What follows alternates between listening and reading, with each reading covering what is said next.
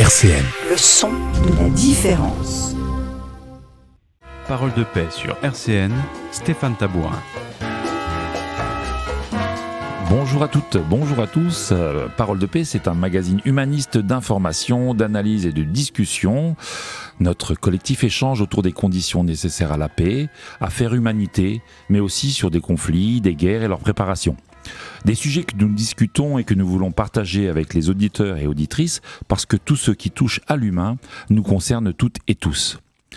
Dans une période qui est toujours une période difficile pour notre société, de violence, d'agressivité, de répression, les choses ne vont pas en s'améliorant, j'ai l'impression.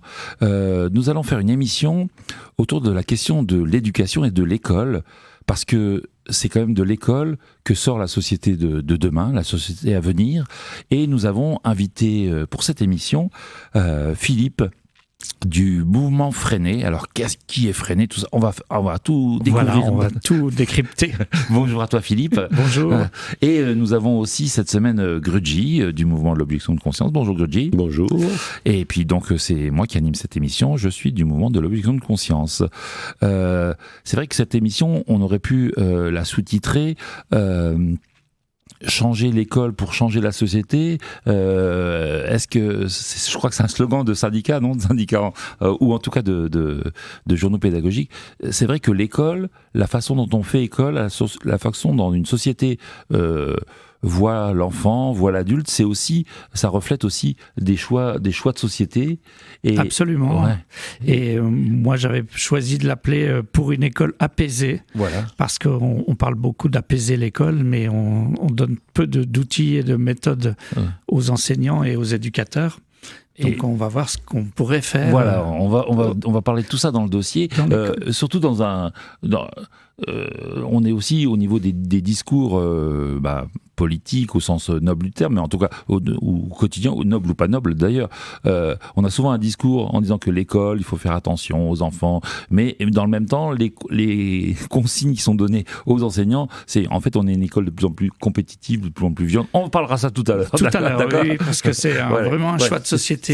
La pédagogie qu'on demande d'appliquer dans nos écoles en France, et on verra quelles interactions ça peut avoir avec l'environnement des jeunes et des enfants en particulier.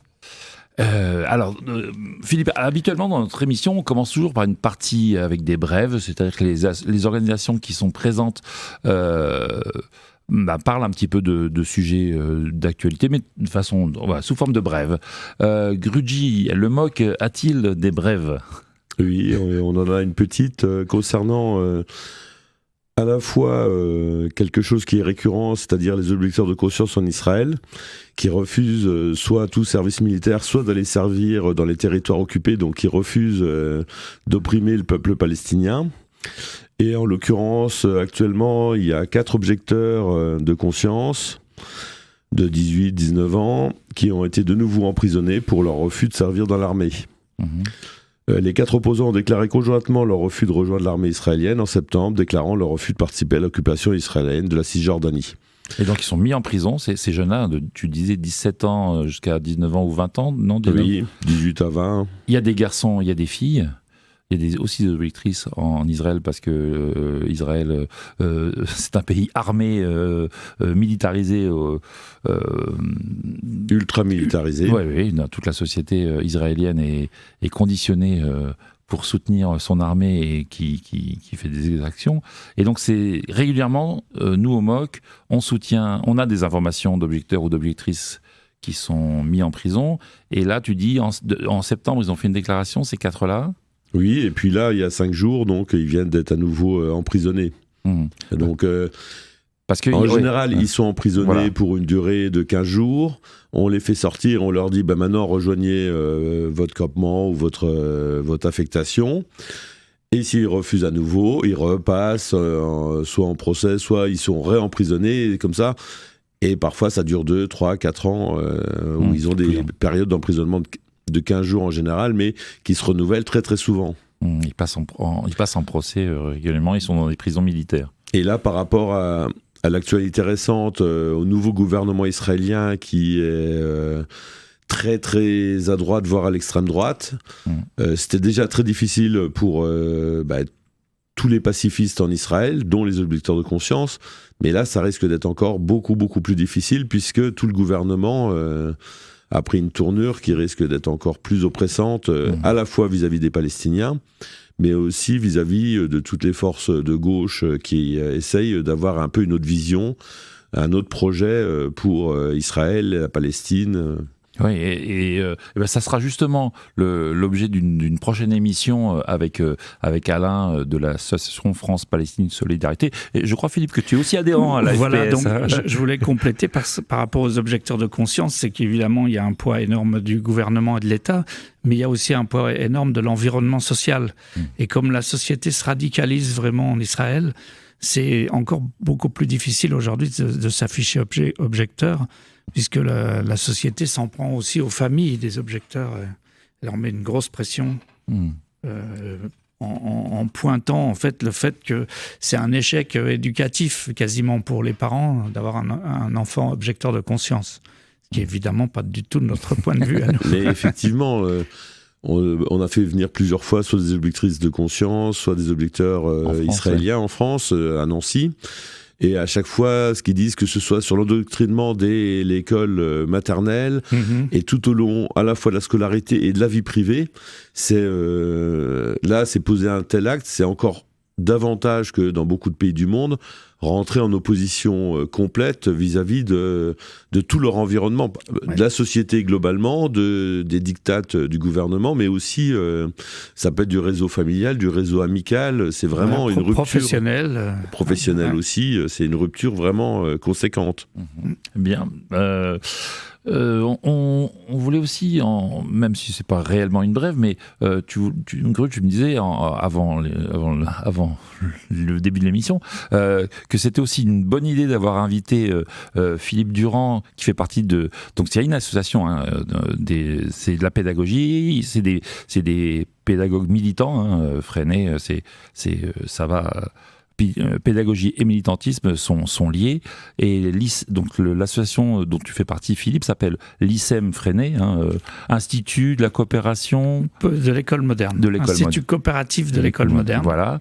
Et Gruge, tu me disais, mais l'ICEM fait aussi partie, l'ICEM de Meurthe-et-Moselle, est aussi membre du collectif que le MOC on a initié d'opposition au service national universel. Oui, tout à fait.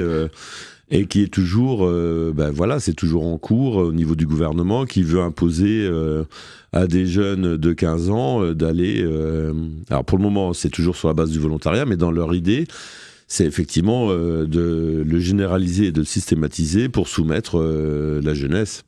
Avec une particularité en France récente, c'est que la personne qui s'occupe du service national universel, Sarah El Haïry, elle dépend à la fois du ministère de l'Éducation nationale, parce que c'est là qu'on va taper les sous, mais également du ministère de la Défense, de l'armée. Elle rend compte devant 2 ministres. Et donc, ça montre... Oui, mais on sait lequel aura le dernier mot. Celui qui a les armes. On clôt la partie... Moi, je peux rajouter une brève, puisqu'on a parlé de... Donc, c'est Freinet lui-même qui avait donné cette dénomination d'Institut coopératif de l'école moderne. L'idée d'institut, c'était pas pour se mettre en avant, ou c'était pour se situer à la même hauteur qu'un institut universitaire un petit peu, quoi. Et donc l'ICEM Pédagogie Freinet, c'est une association reconnue complémentaire de l'éducation nationale qui, à ce titre, reçoit des subventions. Et on vient d'avoir le montant pour cette année, on aura 100 000 euros, là où l'an dernier on avait 130 000. Et où il y a 5 ans, on avait 210 000 euros de subventions. Donc on voit où va l'argent, et où vont les choix. Des gens qui proposent de changer l'école, on leur diminue les ressources. Et les gens qui s'impliquent dans le service national universel auront sans doute beaucoup plus de subventions que nous, quoi. Oui, c'est vrai que c'est des choix. J'ai l'impression, ces derniers temps, que dans le monde associatif, il y a eu des coupes partout. Et donc c'est vrai que l'ICEM est une association déjà au niveau national en France, mais également international. Vous avez des branches dans... Absolument, oui. On a une fédération internationale de l'école moderne qui comprend des pays d'Europe, particulièrement l'Italie, l'Espagne, nos amis belges aussi, du côté wallon et du côté flamand, mais qui s'étend aussi sur d'autres continents, en Afrique, beaucoup, malgré la difficulté du manque de moyens dans l'école africaine, et aussi sur l'Amérique du Sud, et au Québec, où on a des collègues qui reprennent cette pédagogie. Et donc on rentre dans le vif du sujet, je propose. Absolument, oui. Donc qui est donc ce Célestin Freinet, c'était son prénom, c'était Célestin Freinet. Oui, tout à fait. Un instituteur dans les années... Il a fait la guerre de 14-18. Voilà, donc il était déjà instituteur avant la guerre de 14 et il a été mobilisé en cours puisqu'on appelait des classes et des classes pour renforcer. Je crois qu'il est parti en 1916, au moment où on a appelé sa classe à lui, quoi, ça... Et il a été même blessé, je crois. Alors, il a été blessé. Alors, ça fait partie un peu de l'histoire de notre mouvement, puisque Freinet, on l'entendra tout à l'heure, explique que c'est en rentrant de la guerre de 14, blessé, qu'il ne pouvait plus s'adresser à une classe et maintenir une discipline de fer comme ça se faisait beaucoup. Et donc, il a cherché des moyens d'être dans quelque chose de beaucoup plus apaisé avec les enfants. Et en même temps, il revenait comme beaucoup d'anciens combattants et d'enseignants particulièrement, en devenant un militant pacifiste. Et il pensait qu'en partant de l'école, on pouvait changer la société, ce qu'on croit toujours encore aujourd'hui, même si c'est difficile. Il y avait une volonté aussi d'apprendre aux enfants à vivre ensemble. Oui. On peut d'ailleurs... faire un petit rappel et vous inviter tous les auditeurs et auditrices. Lors de l'émission où on a accueilli Anne Morelli, elle nous a parlé justement de cette époque-là en France aussi, d'un instituteur qui, ayant questionné en classe le fait de la responsabilité de la France et de l'Allemagne dans le premier conflit, dans la Première Guerre mondiale, et qui a été emprisonné, puis licencié de l'Éducation nationale. Oui, tout à fait. C'était vraiment... C'est quand même la période juste avant la guerre. C'est aussi, en France, et particulièrement dans notre région, des classes où les enfants, on les mettait avec des fusils en bois, et on faisait aussi à l'école, on essayait de faire la génération qui allait reprendre l'Alsace-Lorraine. Absolument. Moi, j'habite le petit village de Mont-le-Vignoble, près de Toul, et un historien toulois a ressorti des archives, des photos dans la cour de l'école de Mont-le-Vignoble de manœuvres des enfants avec des fusils en bois. On était vraiment dans un esprit très, très belliqueux. Et donc, s'opposer à ça, c'était vraiment une révolution courageuse par rapport... Une traîtrise nationale. Pratiquement, oui. Allons-y. Alors, donc, Célestin Freinet, il est né en 1861. C'est quelqu'un du Sud, dans les Alpes-Maritimes. Et il est mort en 1966. Donc... si on se réfère à lui parce que ce qu'il a posé comme base sont toujours d'actualité. En même temps, on n'est pas non plus dans une dévotion du type gourou par rapport à Freinet. C'est un nom qui rassemble. Et puis, un certain nombre de techniques sont encore tout à fait valables dans l'école d'aujourd'hui. Puisque lui, il a commencé à Bar-sur-Loup, donc c'est tout à fait au sud de la France. Et avec sa femme, il met en place une pédagogie différente qui accueille les enfants avec leur vécu. Et ça se passe plutôt bien parce que de toute façon, dans l'école d'après-guerre à reconstruire, on manque d'enseignants, on manque un peu de tout. Donc ça se passe plutôt bien jusqu'à ce qu'il soit l'objet vraiment d'une cabale au niveau de Bar-sur-Loup par... d'abord un conseil municipal conservateur, voire très conservateur, et par l'éducation nationale qui se range un peu aux côtés des élus, et la population se met contre lui, quoi. Donc ça reste un peu comme faisant partie du folklore, puisque là il sera muté d'office, ce qu'il refuse. Et donc, il est d'abord en congé de maladie suite à ses problèmes de santé d'après-guerre. Et puis, il finit par démissionner de l'Éducation nationale et construire une école. On en reparlera tout à l'heure. Donc, il a été pratiquement contraints, on peut dire, de quitter l'éducation nationale. Ah oui, et tu as été gentil en disant qu'il y a une cabale des élus. C'était la population aussi. Oui, mais c'était aussi l'extrême droite. C'est la période où les ligues fascistes absolument, et le maire en question du village où il était un, je ne sais pas si on peut le dire fasciste, mais en tout cas faisait partie de l'extrême droite très très très dure. Et donc, ce qui reprochait à cet instituteur, c'est sa façon de voir la vie, sa façon de voir l'école. Et la liberté qu'il donnait aux enfants, notamment dans les écrits, puisque il y a un texte libre célèbre où un enfant voit le maire en rêve, et donc il est écrit ça le lendemain, voit le maire du village attaquer l'école en monstre, et c'est publié dans le journal scolaire. Donc c'est ça qui sera l'élément déclencheur. Et puis l'élément déclencheur de la sanction, c'est que à un moment les gens sont tellement belliqueux à la porte de l'école que Freinet sort son revolver d'ancien combattant et tire un coup de feu en l'air pour protéger les enfants. Donc évidemment, ça n'a pas plu en haut lieu. C'était le Far West. Oui, c'était un peu le Far West. Eh ben, Philippe, je crois que est-ce que tu nous as amené un petit extrait où on entend la voix de Célestin Freinet. Voilà, Célestin Freinet qui nous explique un petit peu le démarrage de ses recherches pédagogiques.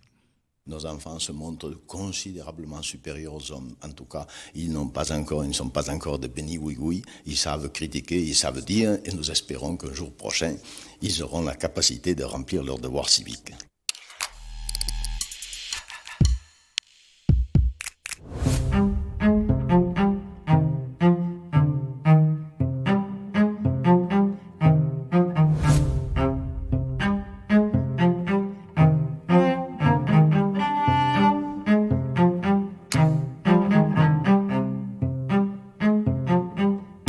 Quand je suis revenu de la guerre de 14-18, j'avais été assez sérieusement blessé et notamment je ne pouvais pas parler. Surtout pas parler dans une salle de classe.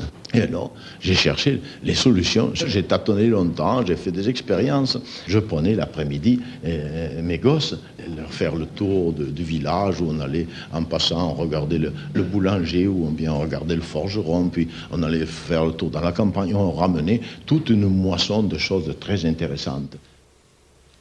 Et alors, à ce moment-là, nous faisions déjà un compte rendu au tableau. Et c'est là que je me suis mis à chercher un matériel d'imprimerie, de façon que l'enfant puisse l'avoir fait lui-même, l'avoir mis net au tableau, le composer ensuite et l'imprimer, et le lire ensuite en imprimé.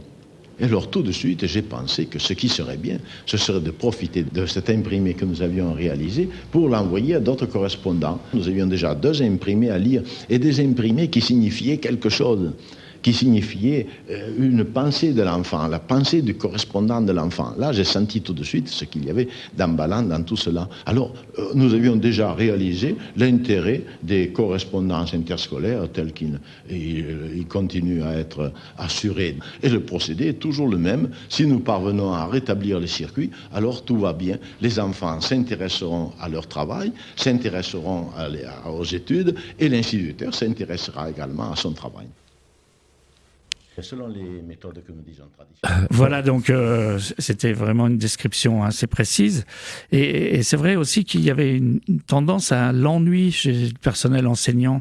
Parce que les méthodes à l'époque étaient tellement peu participatives pour les élèves que finalement les journées pouvaient paraître longues derrière le bureau, sur l'estrade, avec peu de dynamique en fait. Il y a aussi cette volonté-là de bouger aussi. Et c'est vrai que c'est une période radicale. On a dit tout à l'heure que cette période-là, il y avait l'extrême droite qui montait, mais de l'autre côté, tu disais tout à l'heure, les pacifistes étaient importants. Il y avait aussi des mouvements sociaux importants. Ça a donné quand même 1936. Oui.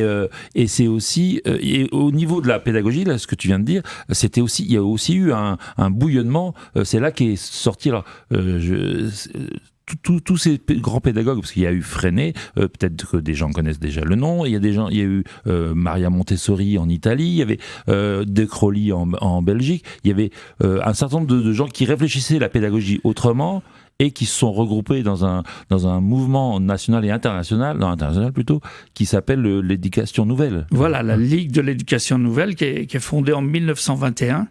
Et j'ai eu la chance, il y a quelques semaines, là, de participer à une biennale internationale. Donc 100 ans après, ça dure toujours. On était plus de 500 enseignants et éducateurs à Bruxelles, qui venaient de 23 pays du monde, pour promouvoir une autre école plus participative, plus coopérative, où les enfants sont acteurs de leurs apprentissages, et aussi où on va chercher les publics les plus éloignés de l'école. On en parlera peut-être tout à l'heure, mais le mouvement Freinet aussi est impliqué dans ce qu'on appelle la pédagogie sociale, qui concerne plutôt le monde des éducateurs et des travailleurs sociaux, qui eux aussi réfléchissent à des pédagogies qui mettent les enfants en action. Oui, c'est ça. C'est une pensée sur l'enfant qui doit être émancipé. Il l'a dit, Freinet, dans son interview, en faire des citoyens, alors je ne sais plus quel terme il a employé, mais qui conscient, oui, conscient peut-être. Oui. Et donc les gens qui connaissent un peu ou qui ont entendu parler de la pédagogie Freinet, oui, Freinet l'a dit dans l'extrait, c'est la première fois que de façon pensée, réfléchie, une école se dit que la communication, c'est bien, c'est important, et c'est un facteur où on peut apprendre plein de choses, lire, écrire. Si on fait un journal scolaire, et l'imprimerie, Freinet, il est assez vite associé à l'imprimerie scolaire. Hein. Oui. Et c'est pas un gadget, c'est se dire, à la fois, il le dit et tu l'as dit, ça correspond à sa propre façon d'enseigner. Il pouvait plus faire l'instituteur sévère sur son estrade à hurler, parce qu'il y avait quand même des classes importantes dans les années là. Oui. Ça a duré d'ailleurs. Hein. Et il disait, il faut mettre les enfants au travail. Absolument, et de tâtonnement au départ. Alors, tu as raison de dire, Freinet n'est pas tombé du ciel. Hein. Il s'est beaucoup intéressé à tout ce qui était expérience pédagogique. Je crois qu'il a fait un tour d'Europe. Un tour d'Europe. Il est resté assez longtemps en URSS post-révolutionnaire. Et au début, tout au moins de la République soviétique, il y avait aussi une attention particulière à l'éducation, qui a un peu disparu par la suite, mais... il y a encore aussi des gens en Russie aujourd'hui qui fonctionnent sur des pédagogies coopératives. Et donc, ces tâtonnements, ils ont donné 4 piliers, parce que souvent, chez nos collègues ou même chez des gens qui s'intéressent à l'éducation, on entre en pédagogie Freinet par des techniques, notamment l'imprimerie à l'école ou le texte libre. Et moi, je préférais qu'on entre par des piliers un peu plus abstraits, et puis on s'intéressera après aux techniques qu'on met concrètement en place. Hein, donc, le premier de cette technique, c'est la méthode naturelle. Alors, par naturel, il ne faut pas comprendre anarchiste ou qui donne aux enfants une liberté d'apprendre quand ils ont envie. La méthode naturelle, elle a surtout comme fondement de partir des besoins des élèves et de leurs apports en classe. On a une méthode naturelle de lecture-écriture, par exemple, où les enfants au CP, au lieu d'avoir un manuel classique, vont travailler à partir de leur texte. Alors, pour expliquer ça, j'ai pris un extrait d'un vieux manuel là, de Freinet, et qui donne comme exemple de phrase dans la méthode classique d'apprentissage au CP, « Rara ira, rara ari ». Le vin bouillonne dans la futaille, et l'andouille grille sur le feu qui pétille. Ça c'était les dans livres, des manuels scolaires de l'époque. Ouais. Mais aujourd'hui, il y a aussi on trouve aussi des choses complètement aberrantes comme ça, hors du contexte complet. Donc lui, il dit que ce sont des phrases calembours auxquelles les enfants ne comprennent rien. Et donc on va travailler à partir de leurs apports et on va se baser là-dessus. Pas pour ne pas avoir de méthode, mais pour avoir une méthode qui se construit au fur et à mesure des besoins des élèves qui ont envie d'apprendre à lire. L'autre pilier, un deuxième pilier, c'est le tâtonnement expérimental. C'est-à-dire qu'on a aussi là toute une méthodologie qui permet aux enfants de faire des essais et qui, par une technique d'essai-erreur où l'enseignant est accompagnateur, les enfants vont aller vers des choses de plus en plus sophistiquées, mais là aussi liées à ce qui se passe dans la classe ou dans l'école ou dans l'environnement. Hein, je pense par exemple en écologie, on aurait beaucoup de choses à dire parce que quand on travaille avec des enfants qui sortent de leur école, qui vont dans la nature, forcément on se pose beaucoup de questions, on tâtonne et on découvre des grands principes de vie, de la biologie, de l'écologie. Plus que quand on reste entre 4 murs. Voilà, avec des photocopies, même avec un tableau blanc interactif qui apporte un peu d'ouverture. Ouais, on peut mettre des vidéos. Alors, le troisième pilier, c'est la libre expression. C'est-à-dire qu'on donne aux enfants un maximum de possibilités de s'exprimer oralement ou par écrit, mais de façon très organisée là aussi. Hein. Il ne s'agit pas que la parole circule comme ça dans tous les sens. Hein. On verra dans les techniques la façon dont on peut organiser la parole pour que chacun soit entendu et sa place.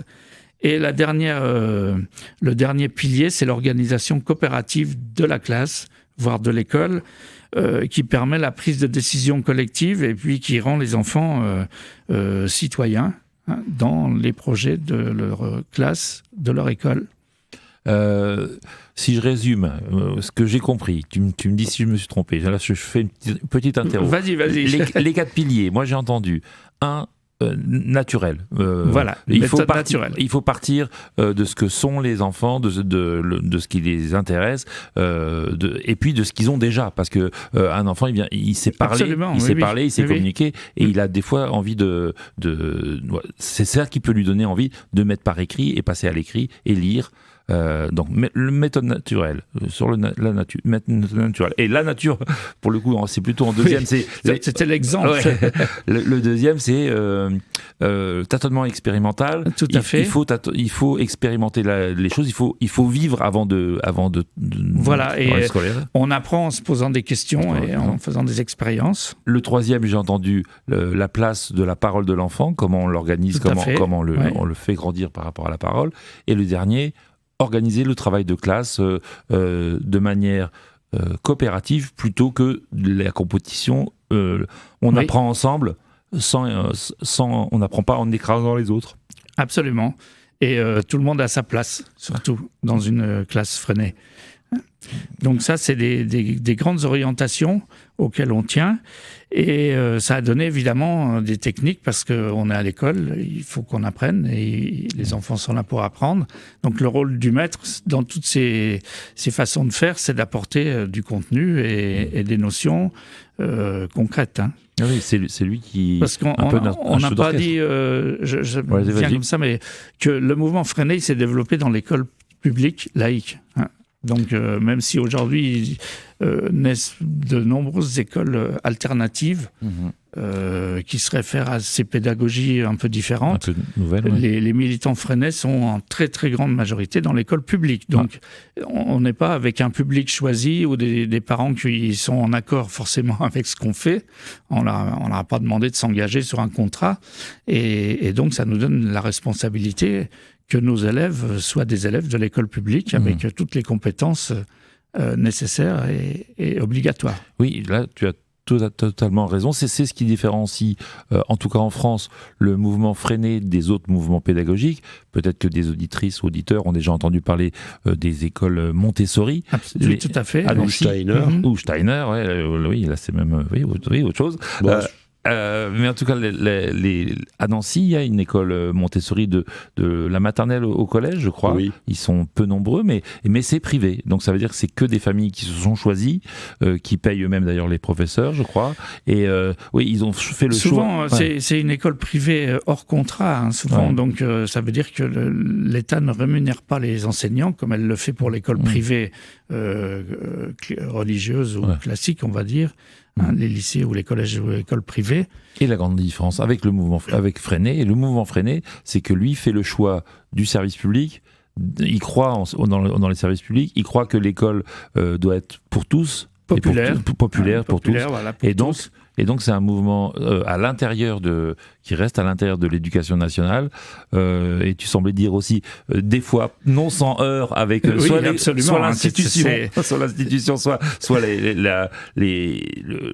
peut-être une population qui a une représentation de l'école beaucoup plus... je crois qu'avant, on parlait des écoles casernes avant Freinet, soit une école beaucoup plus en rang d'autobus. Et c'est vrai que voir une classe freinée qui ressemble plutôt un peu à une ruche, où on voit des élèves qui s'affairent autour parce qu'il y a des coins, non, aussi Oui, bien sûr, un aménagement de l'espace qui est particulier. Voilà.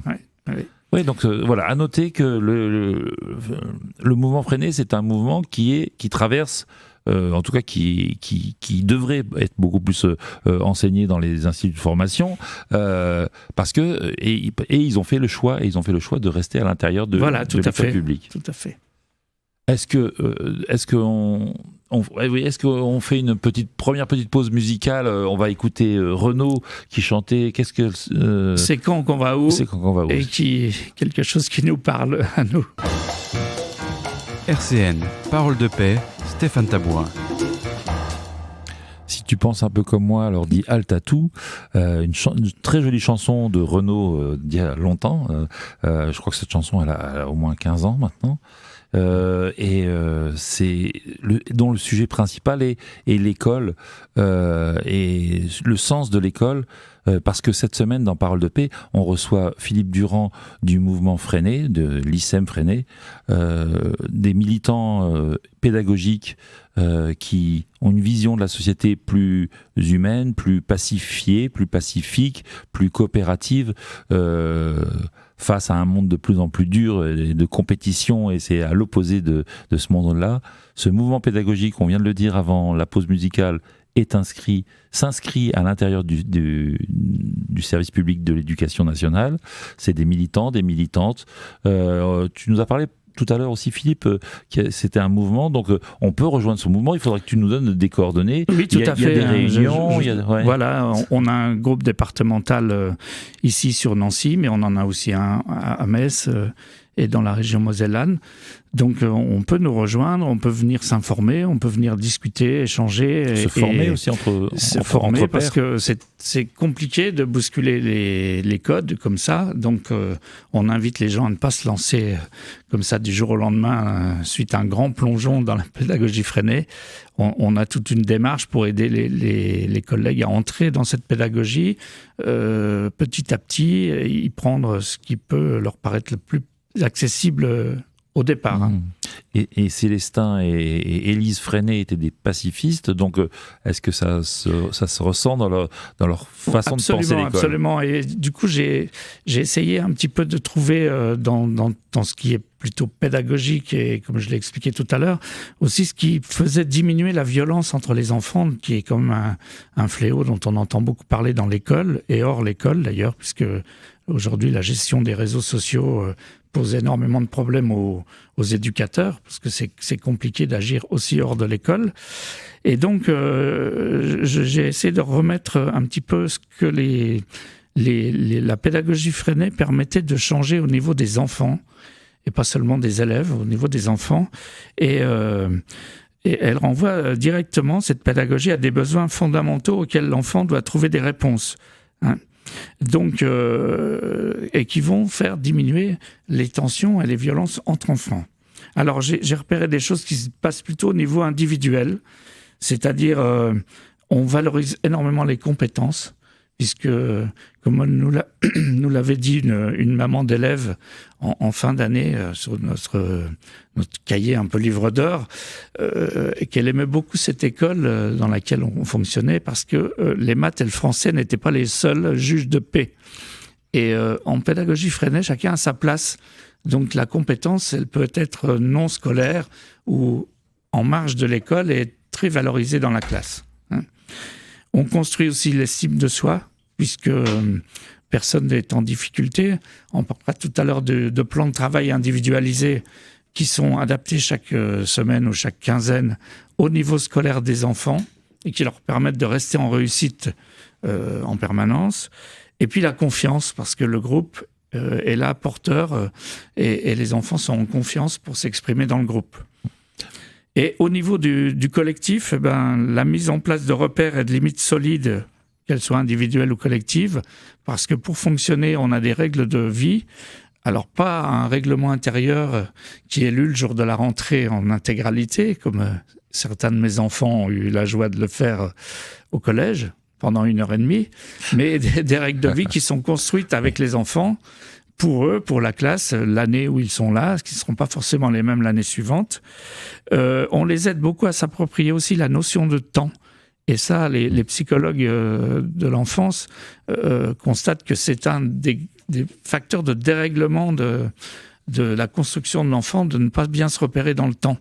Et nous, comme on a un fonctionnement dans lequel ils sont impliqués, ils vont aussi être impliqués dans la construction de l'emploi du temps et prendre des repères solides.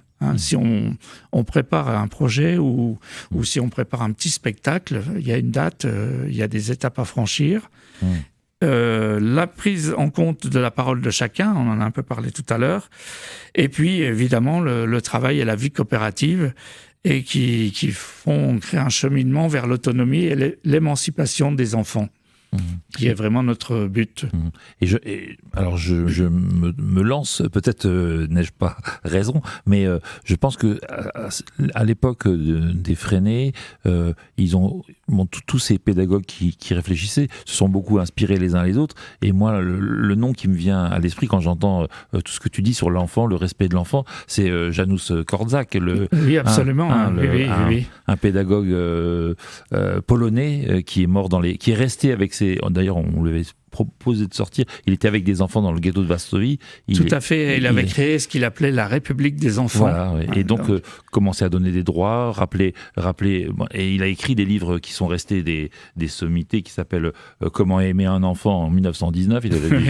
C'est un grand livre. Il a aussi écrit Le droit de l'enfant au respect. Et beaucoup s'accordent à dire que c'est le père de la notion des droits de l'enfant. Et quand j'entends ce que tu dis sur l'école Freinet, ça semble tout à fait pétri de cette même philosophie. De cette philosophie-là, oui, tout à fait. Et le fait de ne pas avoir quitté ses élèves, c'est les enfants qui étaient accueillis dans cet orphelinat-là. Et ce centre, on dirait un centre social aujourd'hui, dans le ghetto de Varsovie, c'était vraiment...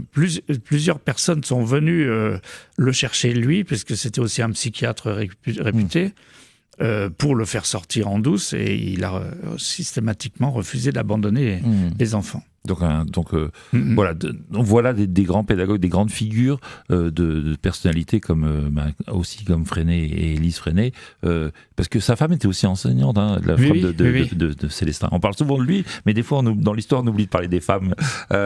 Et donc Célestin Freinet était pétri d'une philosophie pour le respect des enfants.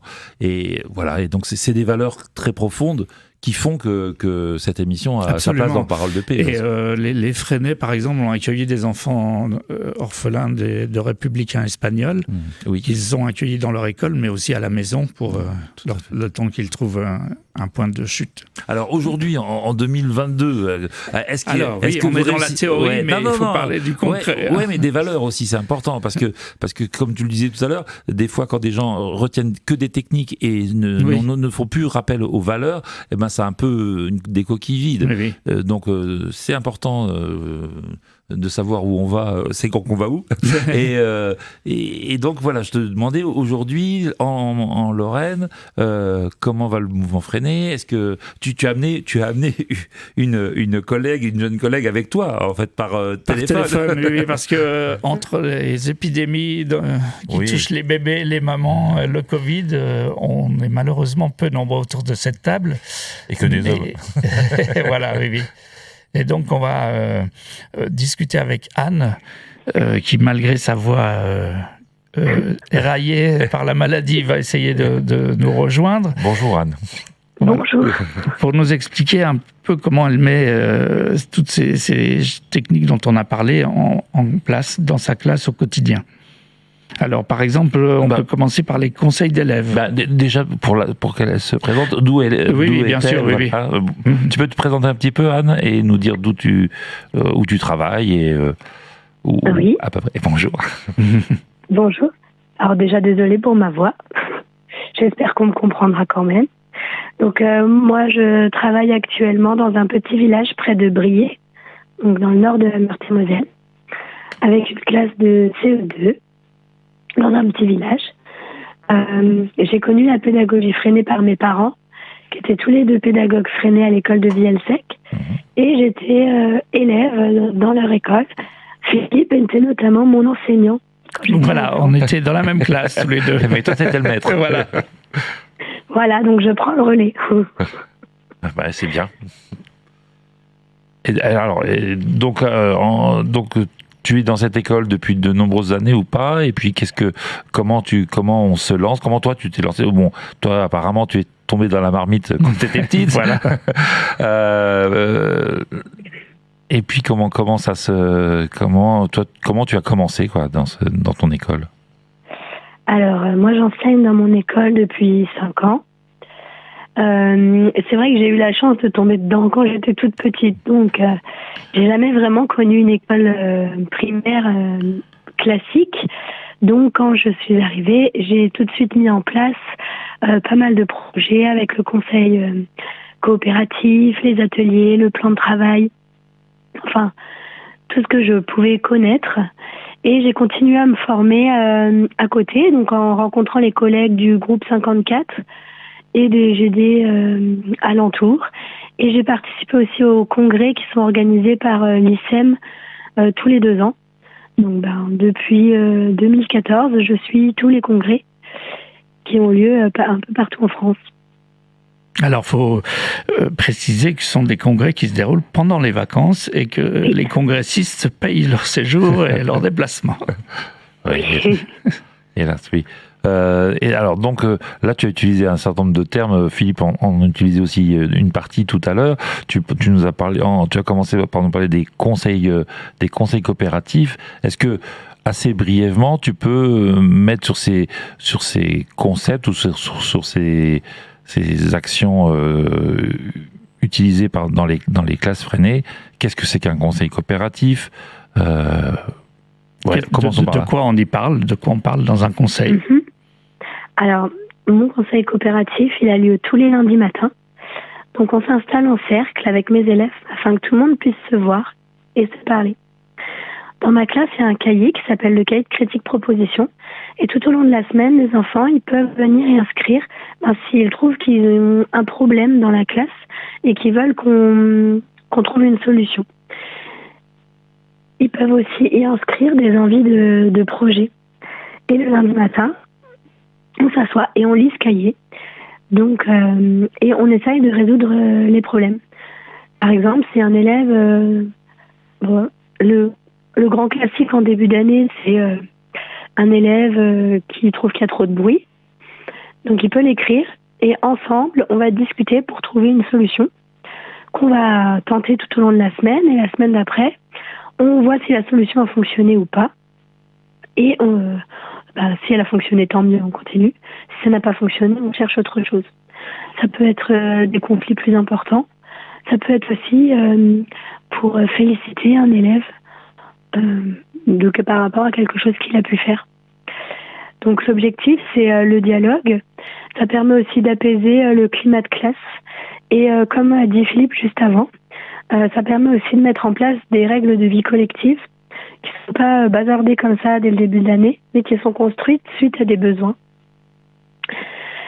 Ils peuvent aussi donc proposer des projets pour la classe. Par exemple, s'ils souhaitent faire un élevage, ils peuvent le proposer. Ça va être soumis au vote.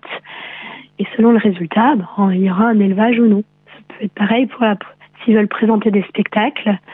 On peut voir et l'instaurer à l'emploi du temps, voir quand est-ce que ce sera possible.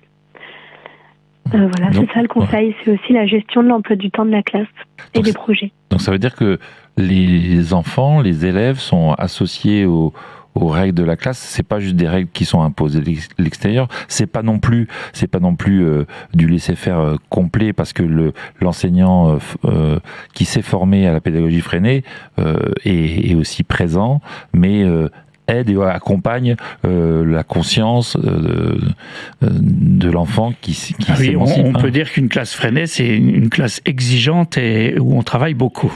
mais y compris sur des choses que le reste des écoles ignorent. On fait le choix d'ignorer. Donc ça c'est le conseil coopératif qui est dans ta classe, qui a lieu tous les lundis matins et que tu nous as très bien décrit. Est-ce que les enfants peuvent aussi participer apparemment à la construction, alors je dirais pas du programme, parce que le programme c'est l'enseignant qui l'a à peu près en lui, mais en fonction des demandes, des envies, des propositions d'action, presque. J'ai entendu, tu disais que c'est des études de projet, et l'enseignant, dans sa tête, l'enseignant, il se dit, ça correspond à ça, c'est bien, on est bien, on est dans le cadre. En fait, on parle beaucoup de ce que les élèves apportent en classe, de leurs envies. On a aussi des moments d'échange qui s'appellent le Quad Neuf, qui est très riche, et les enfants vont apporter beaucoup de leur vie personnelle en classe. Et en fait, le rôle de l'enseignant, c'est de réussir à tirer les ficelles pour apporter les apprentissages à partir de ce que les enfants apportent et des projets qui vont se construire petit à petit. Le Quad Neuf, c'est un temps où les enfants ils peuvent présenter des objets ou quelque chose qu'ils ont vécu, leurs vacances, leur anniversaire, ou quelque chose qu'ils ont entendu aux informations. Et ensuite, les autres vont leur poser des questions. Donc, c'est un temps vraiment de partage oral, d'écoute de l'autre. Et ensuite, l'enseignant, il va en profiter. Il y a beaucoup de questions qui vont ressortir. Et l'enseignant, il va profiter de ces questions pour amener des mathématiques, du français, des sciences, de l'histoire. Donc, ça permet de donner beaucoup de sens. Alors, je sais, Anne, que tu t'appuies aussi beaucoup sur la correspondance scolaire. Donc, on a écouté tout à l'heure un petit extrait de Freinet qui en parlait. Est-ce que tu peux nous dire comment tu pratiques ça aujourd'hui ? Alors, moi, j'aime bien la correspondance d'élèves à adultes. On parle souvent de correspondance de classe à classe. J'en ai très peu fait parce qu'il faut trouver la bonne école, parce qu'il faut vraiment des échanges réguliers. Donc, ce que j'ai fait pas mal, c'est des échanges d'élèves à un adulte. Ça peut être une personne, comme j'avais une copine en Angleterre, donc on lui écrivait en français, elle nous répondait des choses sur Londres, des choses en anglais. On avait eu la chance de la rencontrer en fin d'année. Et j'ai fait tout un projet aussi en écrivant à des personnes qui avaient des noms de villes. Donc, on avait choisi des noms un peu au hasard dans les pages. Des noms de villes. Madame. On a écrit à Madame Auboué, Monsieur Brié, Monsieur Caen, Paris. Madame Washington, j'ai beaucoup aimé. Madame Washington. En fait, on avait fait un abécédaire des villes. Donc, on avait 26 villes. Donc, 26 personnes. Nous avons écrit 26 lettres. Et on a eu la chance d'avoir pas mal de réponses. On en a eu 13 ou 14. Et avec des échanges qui étaient vraiment très sympas, de personnes qui nous parlaient de leur nom, de l'origine de leur nom, de leur ville. Madame Brié, par exemple, qui habitait à Nantes, nous a parlé de la cité du Corbusier qu'elle avait en face de chez elle. Et nous, à Brié, on a aussi une cité radieuse. Et donc, les élèves ont remarqué qu'il y avait la même à Nantes. Donc, on a fait des recherches sur notre milieu. On s'est demandé si c'était exactement la même, qui était le Corbusier. C'était très riche. On découvre notre milieu parce qu'on veut en parler à d'autres personnes qui nous présentent le leur. Et il y a des échanges qui sont vraiment très sympas, qui se passent comme ça par la correspondance. Et des personnes qui étaient très surprises de recevoir des lettres d'enfants, comme ça, un jour, dans leur boîte aux lettres. Et qui ont eu plaisir, a priori, à nous répondre. On a aussi une dimension dans les classes et les écoles Freinet, c'est qu'on aime bien que les parents viennent dans l'école. Est-ce que tu pourrais nous expliquer ce que les parents viennent faire dans ton école ? Alors, les parents dans l'école, ils peuvent venir animer des ateliers. Par exemple, ils peuvent venir animer des ateliers d'art où les enfants s'inscrivent pour participer. Ils peuvent aussi venir dans l'école lors de présentations de travail. Où les enfants vont choisir quelque chose qu'ils ont fait pour présenter à l'ensemble des parents. On fait également les réunions en fin d'année, une grande exposition des différents travaux ou des différents projets où les enfants présentent aux parents ce qui a bien pu se passer. Et puis, dans ma classe aussi, je les invite régulièrement à faire des ateliers d'écriture où les parents peuvent venir à faire des ateliers avec les enfants et donc tout le monde devient en posture d'écrivain, en posture d'auteur. Ils se rendent compte que c'est pas si facile que ça d'écrire, que les enfants sont souvent plus à l'aise que les parents. Et voilà, et du coup ça crée du lien. Ils peuvent aussi venir parler de leur métier ou de quelque chose qu'ils font de particulier. Un peu de l'ouverture et utiliser les familles les familles comme alliés de l'école. Voilà. Ouais. On travaille ensemble et chacun peut apporter quelque chose. L'école n'est pas fermée. Ouais, mais l'école n'est pas fermée et à la fois, comme disait tout à l'heure Philippe, les enseignants sont très très exigeants, très parce que l'émancipation, ça s'accompagne. C'est effectivement, c'est plus facile de faire du dressage, mais pour quel monde et quelle société, et c'est plus délicat, plus difficile de prendre chaque enfant, chaque personne par la main et essayer de lui dire, proposer l'écouter déjà et proposer un accompagnement tout en restant dans le cadre de l'enseignement, de l'éducation, du système scolaire officiel. Oui, mais justement, mais des fois, est-ce que ça grince un peu des dents côté institutionnel, ou quels sont les rapports avec l'institution instituante? Est-ce que moi là je pose la question généralement à Anne, mais également peut-être à Philippe, est-ce que il peut y avoir des fois tu disais tout à l'heure que tu conseillais pas à quelqu'un de se jeter tout seul. Absolument. Faire de la pédagogie freinée dans le système institutionnel, c'est un combat de tous les jours. Parce mais que... Anne, elle a les codes et elle sait comment, parce que depuis toute petite, elle nous disait qu'elle est dans les deux. Elle a eu, tu as eu ton école primaire, mais au collège, il y a peut-être pas non plus beaucoup. Il y a des collègues qui font des choses au collège, jusqu'à l'université. D'ailleurs, il y a des profs d'université qui font des conseils d'étudiants, par exemple. Et donc, ma question, c'était comment ça se passe avec le monde institutionnel. Moi, en tout cas, dans ma vie, j'en ai vu qu'il y avait des inspecteurs ou des gens qui étaient un petit peu, comment on va dire... autoritaires, opposants, en tout cas qui étaient dérangés par cette façon de faire qui dérange une institution qui aime des fois des choses bien droites et bien contrôlées.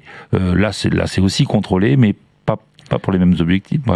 Oui, Anne, tu peux peut-être expliquer la façon dont on met des garde-fous, dont on prépare un classeur du visiteur pour expliquer un peu tout ce qu'on fait.